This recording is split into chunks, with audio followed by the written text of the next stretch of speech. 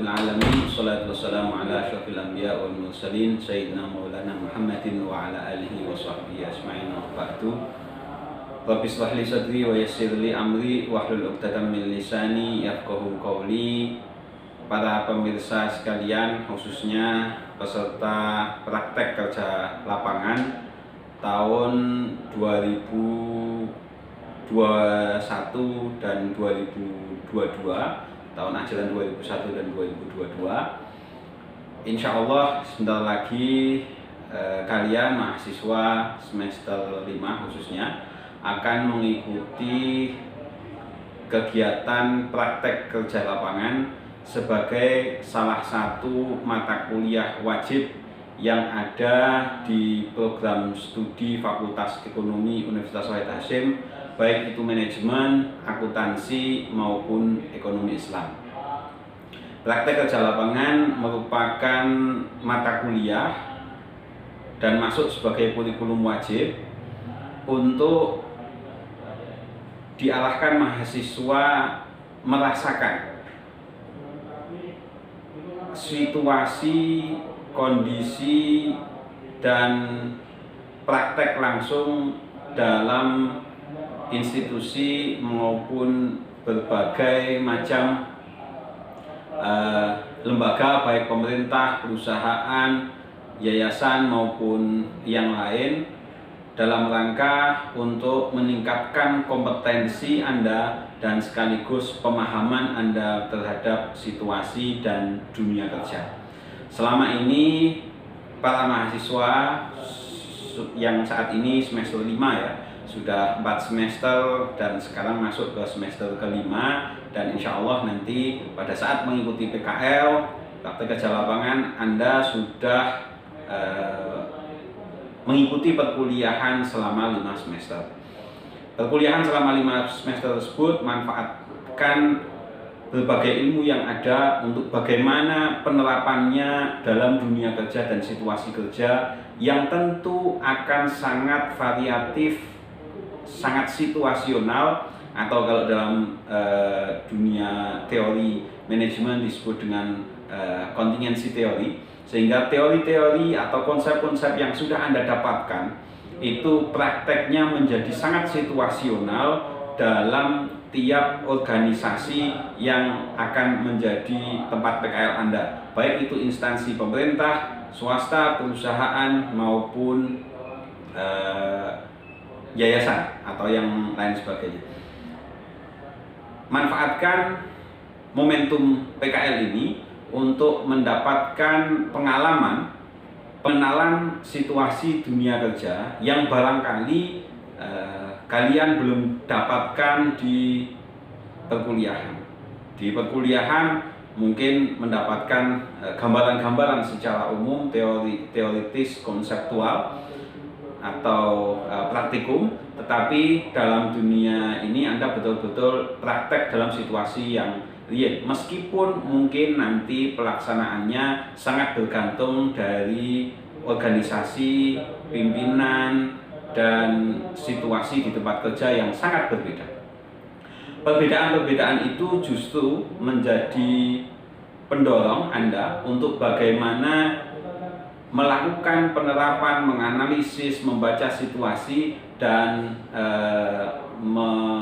melakukan pengembangan atas kompetensi, keilmuan, keterampilan yang sudah Anda miliki untuk disesuaikan dengan dunia kerja. Meskipun ini hanya sekitar 1 sampai 1,5 bulan pelaksanaannya, tetapi Anda akan mendapatkan pengalaman bagaimana mengajukan lamaran, meskipun praktek kerja lapangan. Kalau lamaran dalam dunia kerja real pasti ada proses seleksi yang lebih rigid, tetapi itulah setidaknya Anda melakukan pemilihan, mencari mana yang cocok, itu menjadi pengalaman tersendiri, melakukan pendekatan, lobby, menyesuaikan dengan situasi, kondisi, personal yang ada nanti yang ada di sana. Ini menjadi pengalaman tersendiri bagi Anda.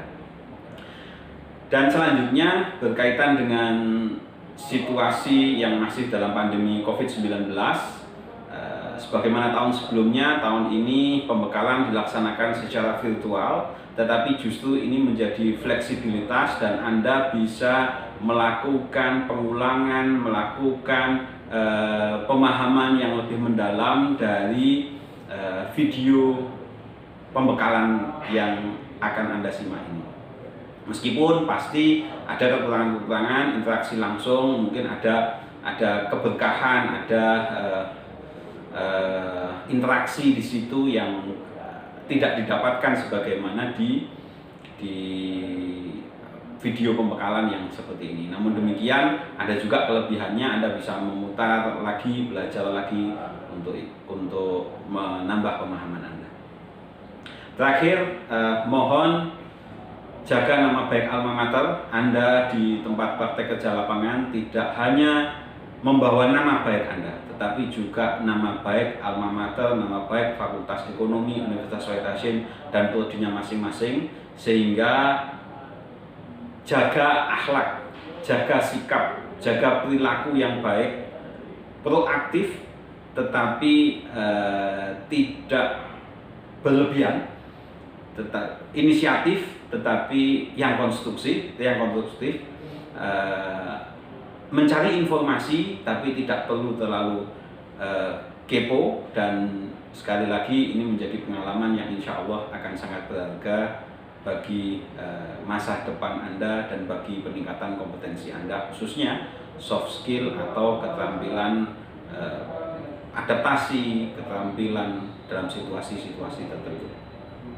Demikian yang bisa saya sampaikan, semoga bermanfaat, semoga Anda diberi kemudahan, kelancaran, dan keberkahan dalam pelaksanaan praktek kerja lapangan tahun ajaran 2021-2022 ini, dan manfaatkan momentum ini untuk bekerja, mendapatkan pengetahuan, dan menerapkan keterampilan yang sudah Anda peroleh secara maksimal. Sekian, terima kasih. Wallahul muwaffiq ila aqwamit thoriq. Wassalamualaikum warahmatullahi wabarakatuh.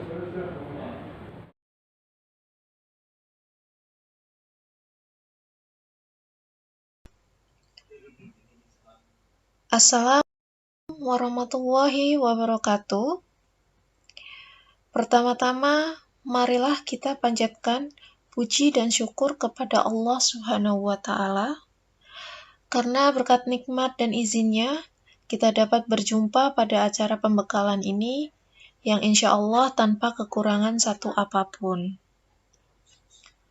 Salawat dan salam semoga selalu tercurah kepada Nabi besar kita, Nabi Muhammad SAW, beserta sahabat dan para pengikutnya. Sebelumnya, pembekalan selalu dilakukan secara tatap muka. Tetapi, dikarenakan situasi dan kondisi saat ini yang tidak memungkinkan untuk mengadakan pembekalan seperti biasa, maka pembekalan PKL kali ini dilakukan secara online. Walaupun sedikit berbeda, tetapi esensi dari pembekalan tetap sama, yaitu memberikan bekal kepada teman-teman dalam melaksanakan PKL di perusahaan nanti. Hari ini kami akan menyampaikan beberapa hal yang perlu diingat oleh teman-teman selama pelaksanaan PKL di perusahaan. Langsung saja ke materi kita. Yang pertama adalah komunikasi dalam dunia kerja. Komunikasi dalam dunia kerja sangatlah penting. Hal ini dikarenakan dengan adanya komunikasi akan membantu kinerja tim menjadi lebih baik, jelas, konsisten, dan terarah.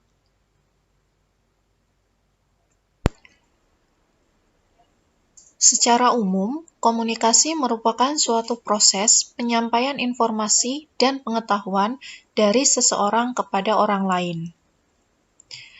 Dari definisi tersebut, dapat dilihat bahwa dalam komunikasi setidaknya melibatkan dua pihak.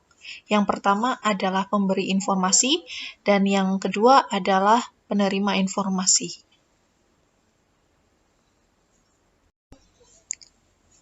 Dalam lingkup organisasi, Komunikasi sangat penting karena komunikasi merupakan alat penghubung antar anggota dalam organisasi, baik antar rekan maupun antar pemimpin dan yang dipimpin, guna mencapai visi dan misi yang telah ditetapkan oleh organisasi.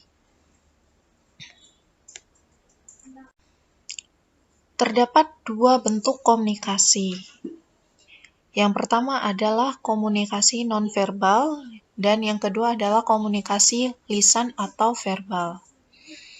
Komunikasi nonverbal merupakan komunikasi yang disampaikan kepada pendengar tanpa melibatkan bahasa pertuturan atau percakapan langsung seperti melalui surat ataupun melalui gestur tubuh dan sebagainya. Sedangkan komunikasi lisan atau verbal merupakan komunikasi yang disampaikan kepada pendengar dengan menggunakan bahasa pertuturan atau percakapan langsung.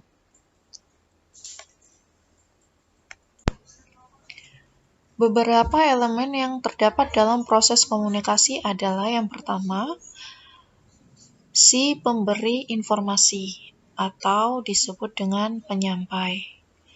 Yang kedua adalah informasi atau pesan yang akan disampaikan.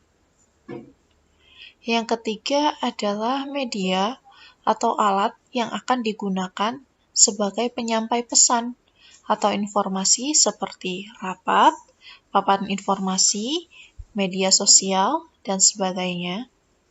Kemudian yang keempat adalah pihak yang menerima informasi atau penerima. Yang terakhir adalah kesan atau feedback dari penerima atas informasi yang disampaikan, baik secara langsung seperti pertukaran verbal atau gestur, maupun secara tidak langsung seperti perbaikan kinerja ataupun konflik dan sebagainya.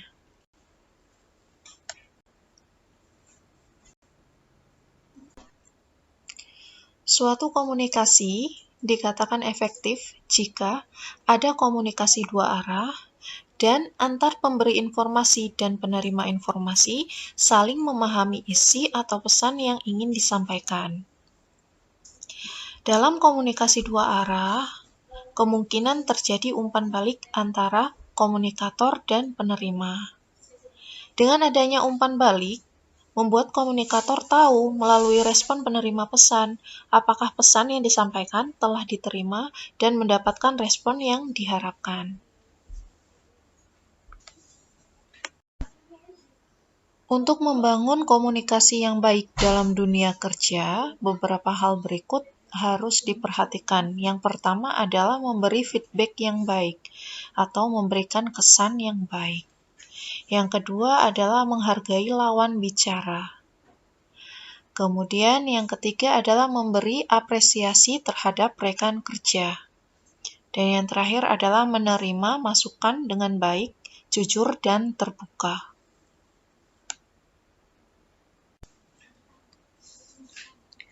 Komunikasi yang efektif akan terhambat jika, pertama, pengirim tidak menyampaikan informasi secara utuh. Kemudian yang kedua, terjadi interpretasi selektif apa yang dilihat berdasarkan minat, pengalaman, latar belakang, dan sikap seseorang. Ketiga, informasi yang masuk melebihi kapasitas pemrosesan seseorang. Lalu yang keempat, salah satu pihak sedang merasakan emosi ekstrim seperti senang atau depresi yang akhirnya cenderung akan mendistorsi informasi. Yang kelima, terdapat kesulitan dalam komunikasi, seperti terjadi kegelisahan berlebih ketika melakukan komunikasi.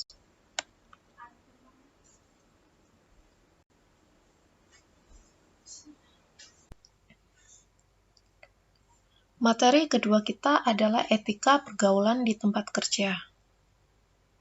Bagaimana sih seharusnya kita berperilaku atau beretika di tempat kerja? Mari kita simak bersama.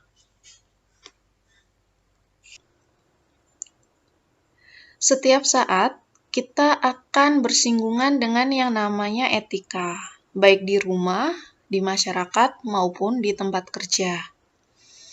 Etika dapat dikatakan sebagai mekanisme internal di tingkat pribadi maupun dalam kelompok, yang harus diperkuat kontrol eksternal oleh pihak lain, yang dalam sistem sosial berfungsi sebagai kelompok penekan. Jadi, etika itu merupakan norma yang tertanam pada setiap individu. Ketika individu tersebut melakukan interaksi sosial, maka perlu adanya pengendalian dari lingkungan, agar etika atau norma yang seharusnya tetap terus terjaga. Kemudian, apa sebenarnya definisi dari etika kerja? Nah, etika kerja merupakan suatu perilaku karyawan yang spesifik, yang dinilai dan dihargai oleh perusahaan. Mengapa perlu membahas etika? Padahal setiap orang memahami etika, setiap orang mengetahui bagaimana bersikap di tempat kerja. Setiap orang juga memahami untuk tidak mengambil barang perusahaan atau mengusik orang lain.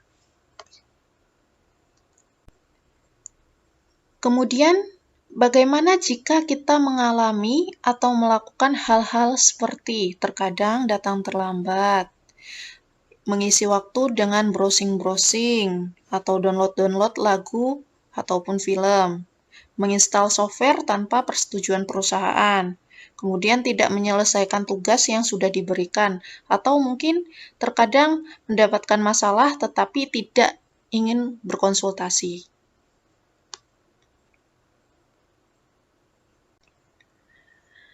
Pada dasarnya, ketika telah memasuki lingkungan kerja, ada beberapa hal yang wajib untuk diperhatikan.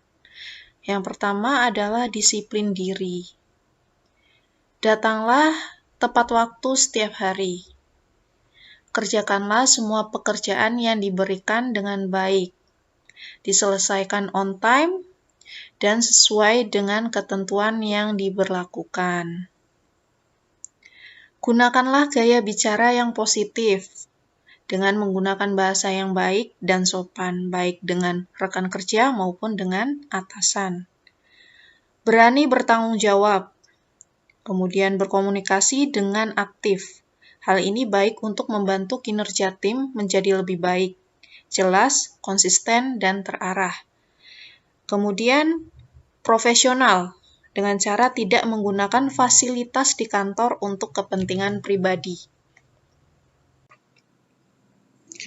Lalu bagaimana jika kita melakukan kesalahan dengan rekan kerja? Yang pertama yang harus dilakukan adalah bersikap jujur. Jujurlah dan ceritakan masalahnya kepada atasan kita, agar atasan kita tidak kaget ketika mengetahui masalah tersebut. Yang kedua, lakukanlah analisis permasalahan. Analisis mengapa masalah itu bisa terjadi, terus bagaimana mencegah agar masalah tersebut tidak terulang kembali.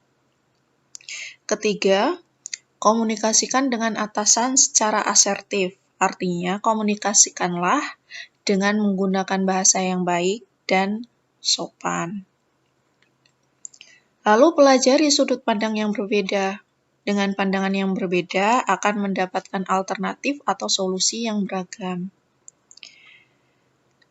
Yang kelima, terbuka. Artinya, menerima semua kritik dan masukan. Bersiaplah untuk menerima semua kritikan dan masukan. Yang keenam, mintalah pendapat kepada pihak ketiga. Yang selanjutnya, tidak perlu menyebar isu permasalahan, karena dapat mempersulit posisi kita. Kamus perilaku yang baik. Jadi dalam bekerja, kita wajib memiliki perilaku hormat. Hal ini terkait dengan bagaimana kita menghargai seseorang, bagaimana kita memandang seseorang, dan bagaimana kita memperlakukan seseorang. Yang kedua adalah tanggung jawab, baik secara moral maupun secara mental. Hal ini terkait dengan konsekuensi dari suatu perilaku atau pilihan. Jadi karena kita sudah memilih untuk bekerja di suatu tempat, kita berkewajiban mengikuti semua aturan yang ada dan bertanggung jawab atas pilihan tersebut. Yang ketiga adalah percaya atau trust. Jadi dalam bekerja, menjaga hubungan dengan rekan kerja itu sangat-sangat penting. Salah satunya adalah dengan bersikap saling percaya. Keempat, kejujuran. Jujur, bersikap apa adanya dan tidak memihak, terlepas dari kepentingan pribadi, prasangka, dan pilih kasih. Yang terakhir adalah peduli. Perasaan peduli dan minat, memiliki kegemaran dan menyukainya.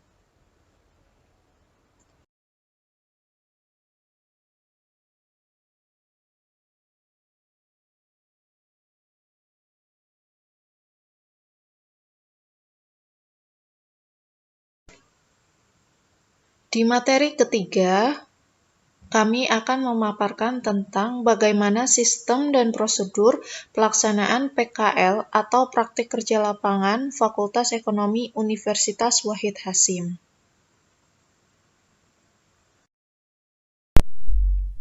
Praktik kerja lapangan atau PKL merupakan salah satu mata kuliah yang wajib ditempuh oleh mahasiswa Fakultas Ekonomi, baik mahasiswa akuntansi, mahasiswa manajemen, maupun mahasiswa ekonomi Islam yang telah memenuhi syarat.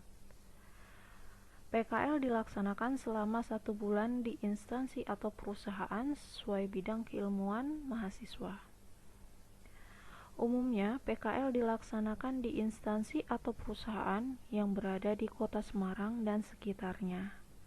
Akan tetapi, dikarenakan masa pandemi yang belum berakhir, maka PKL dapat dilaksanakan di instansi atau perusahaan yang berada di sekitar tempat domisili mahasiswa, baik berupa UMKM, BUMDes, BMT atau koperasi, dan lain sebagainya. Mahasiswa diperbolehkan melaksanakan PKL di luar tempat domisili mahasiswa ataupun di luar instansi atau perusahaan yang disebutkan sebelumnya selama pelaksanaan telah diizinkan dan dengan memperhatikan protokol kesehatan.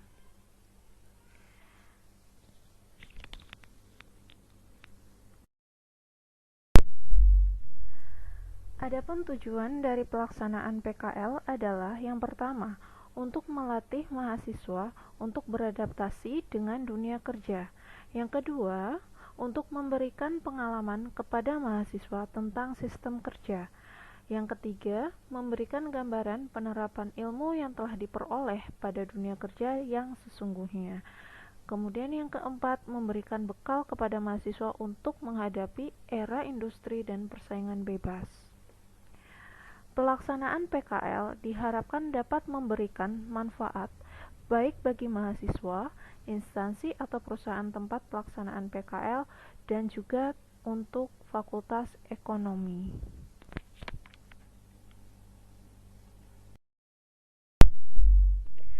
Terdapat 3 komponen utama yang terlibat dalam proses pelaksanaan PKL. Yang pertama adalah mahasiswa, yang kedua panitia, dan yang ketiga adalah dosen pembimbing lapangan atau DPL.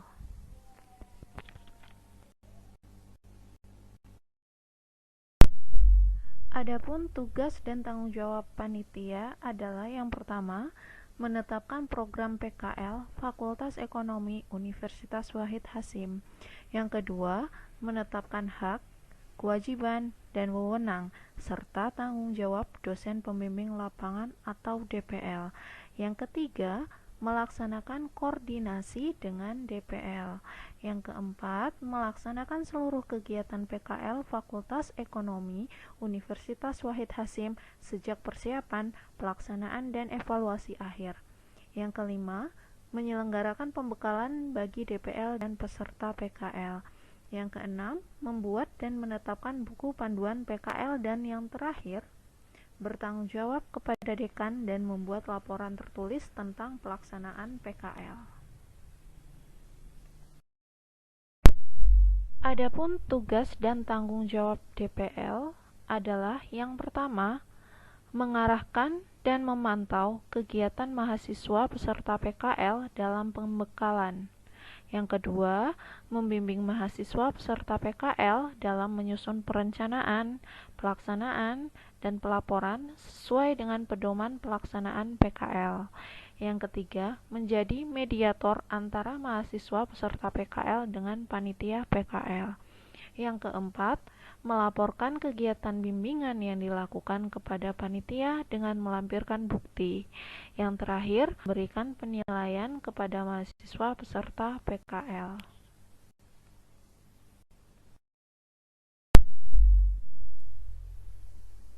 Sedangkan tugas dan tanggung jawab mahasiswa peserta PKL adalah sebagai berikut. Yang pertama, peserta PKL wajib mengikuti pembekalan, pelaksanaan PKL, bimbingan, dan seminar PKL secara daring sesuai jadwal yang telah ditetapkan oleh panitia. Yang kedua, mahasiswa wajib melaksanakan kegiatan PKL sesuai kesepakatan dan mengikuti aturan yang berlaku di instansi atau perusahaan. Yang ketiga, setiap mahasiswa peserta PKL wajib menjaga nama baik alma mater. Yang keempat, mahasiswa peserta PKL wajib membuat laporan pelaksanaan PKL sesuai dengan ketentuan panitia PKL. Yang kelima, setiap mahasiswa peserta PKL wajib menjaga nama baik alma mater, etika, dan norma yang berlaku. Yang keenam, menerapkan protokol kesehatan selama pelaksanaan PKL. Ketujuh, mahasiswa peserta PKL dilarang membuat cap atau stempel, menduplikasi tanda tangan pihak yang terkait dengan PKL. Kedelapan, mahasiswa peserta PKL yang tidak mengikuti proses bimbingan, pembuatan laporan, dan seminar dinyatakan tidak lulus. Yang terakhir, jika dinilai perlu, panitia dapat mengeluarkan peraturan baru di luar peraturan yang telah ditetapkan. Pelaksanaan PKL dibagi menjadi 3 tahapan. Yang pertama adalah pra-pelaksanaan PKL, yang kedua pelaksanaan PKL, dan yang ketiga adalah pasca pelaksanaan PKL. Ketiga tahapan tersebut wajib untuk diikuti oleh mahasiswa peserta PKL.